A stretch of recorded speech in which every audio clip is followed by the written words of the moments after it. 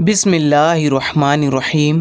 السلام علیکم پیارے دوستو آج کی اس ویڈیو میں ہم بتائیں گے ایک ایسی عورت کا واقعہ جو بڑی نیک تھی، لیکن جب اس کے دروازے پر ایک فقیر آتا تھا اس کا بچہ مر جاتا تھا۔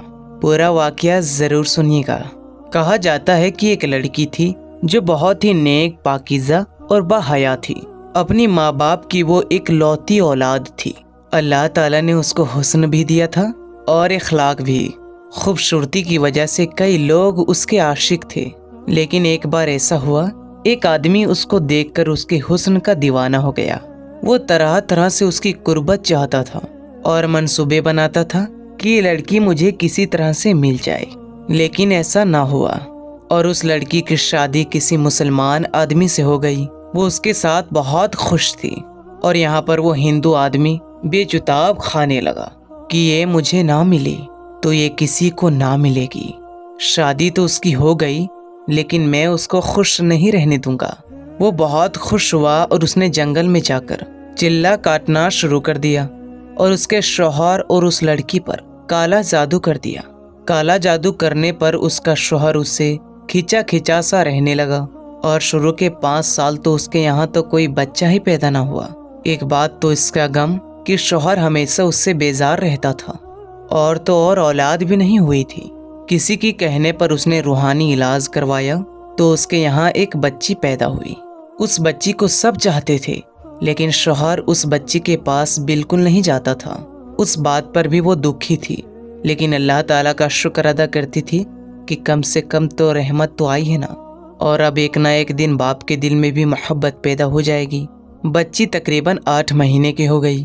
انہی دنوں میں اللہ والے کے دربار سے ایک فقیر آیا۔ عورت کے گھر گیا، عورت کے ملازم سے کہا اس فقیر کو خیرات دے کر روانہ کرو، لیکن وہ فقیر ضد کرنے لگا کہ گھر کی مالکن سے ملنا چاہتا ہوں، بہت ضروری بات ہے۔ حالانکہ وہ کسی کے سامنے آتی نہیں تھی، باپردہ تھی، لیکن نہ جانے کیوں اس فقیر سے ملنے دروازے تک آ گئی۔ وہ فقیر کہنے لگا بیوی جی کھانے کو روٹی دو، تو عورت نے اسے 3 روٹیاں دیں اور سالن دیا، اور کھانے کے بعد وہ فقیر بولا بیٹی پانی نہیں پلاؤ گی؟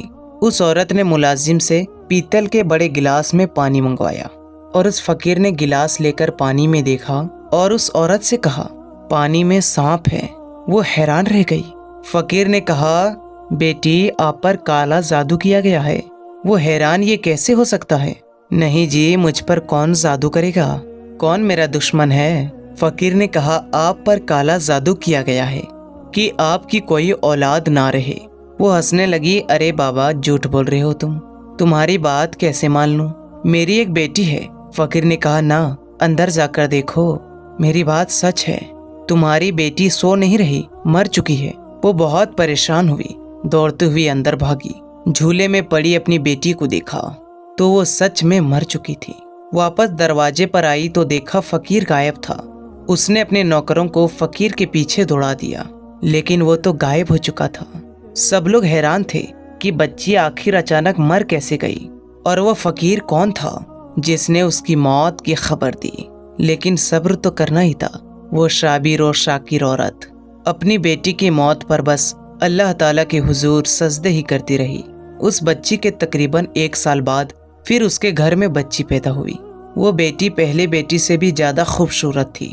عورت اپنی بیٹی کو کسی کے سامنے نہیں لاتی تھی کہ کہیں اس کو کسی کی نظر نہ لگ جائے۔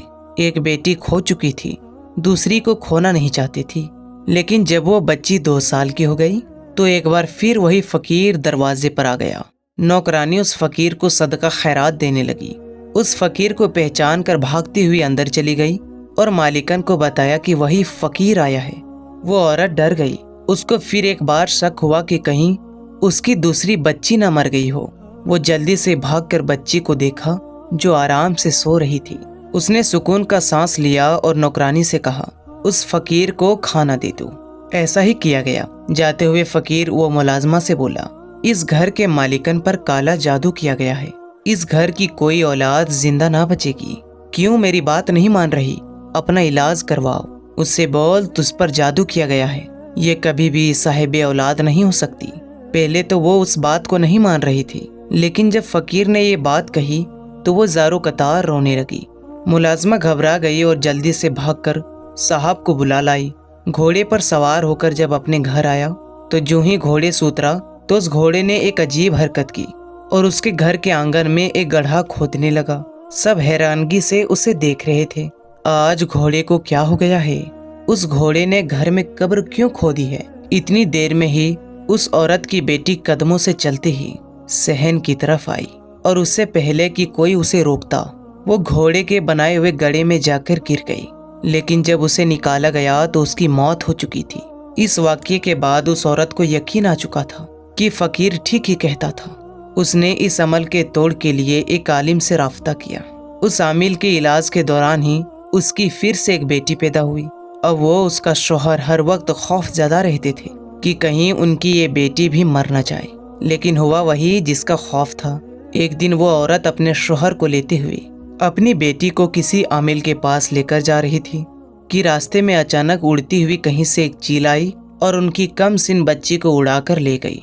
वो सब देखते रह गई कि वो चील आसमान में दूर जाकर वो बच्ची को फेंक चुकी थी। जमीन में आकर उस बेटी का पूरा जिस्म बिखर चुका था। माँ बाप तड़प तड़प कर रो रहे थे। आखिर हमारी बेटियों को इस तरह कौन मारने वाला है?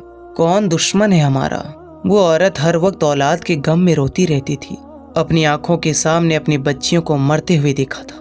वही औरत थी जो अब तक बर्दाश्त करते हुए अल्लाह ताला के हुजूर सजदों पर सजदे कर रही थी। या अल्लाह तेरी क्या रिजा है? ये क्या मसलात है? कौन हमारा दुश्मन है? ये राज क्यों नहीं खुलता? आमिल ने ये नहीं बताया था कि काला जादू किसने किया है। उसका शौहर तो पहले ही उससे बेजार था। कम से कम बेटी की वजह से अपने बीवी के करीब आता। लेकिन जब 3 बेटियों की मौत वाकई हो चुकी तो उसके घर वाले उसे अकसाने लगे। बेटा तेरी ये बीवी मनहूस है, उससे कोई भी औलाद पैदा नहीं हो सकती।